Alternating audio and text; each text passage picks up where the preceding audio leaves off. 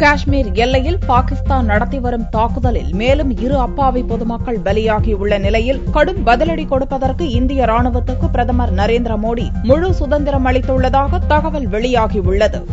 கடந்த ஒரு வாரமாக காஷ்மீர் எல்லையில் கட்டுப்பாட்டு எல்லைக்கோடு நெடுகில் பாகிஸ்தான் ராணுவத்தினர் தொடர் தாக்குதல் நடத்தி வருகின்றனர். RSS புரா, கானாசாக், பார்க்வால், சம்பா உள்ளிட்ட பகுதிகளில் உள்ள 50க்கும் மேற்பட்ட இந்திய நிலைகளை குறிவைத்தும் 36 எல்லை கிராமங்கள் மீதும் கண்மூடித்தனமான தாக்குதல்கள் நடத்தி வருகின்றனர். கடந்த திங்களன்று கிராமவாசிகள் 5 பேரும், செவ்வாயன்று ஒரு பெண் உட்பட மேலும் 2 அப்பாவிகளும் பாகிஸ்தானின் தாக்குதலுக்கு பலியாகியுள்ளனர். பாகிஸ்தானின் தாக்குதலுக்கு இந்தியா தரப்பில் கடும் பதிலடி தரப்பட்டு வருகிறது. செவ்வாயன்று இரவு முதல் புதன்கிழமை வரை விடிய விடிய நடந்த சண்டையில் இந்தியா தரப்பில் ராணுவ வீரர்கள் 4 பேர், எல்லை பாதுகாப்பு படை வீரர் 1 மற்றும் அப்பாவிகள் 11 பேர் படுகாயமடைந்தனர். பாகிஸ்தான் தரப்பில் ஏற்பட்ட சேதம் குறித்த தகவல் இல்லை. இந்தியா தரப்பில் திங்கள் முதல் கடும் பதிலடி துவங்கியதை அடுத்து பாகிஸ்தான் தரப்பில் கமாண்டர்கள் மட்டத்தில் சமாதான பேச்சுவார்த்தைக்கு அழைப்பு விடுக்கப்பட்டது.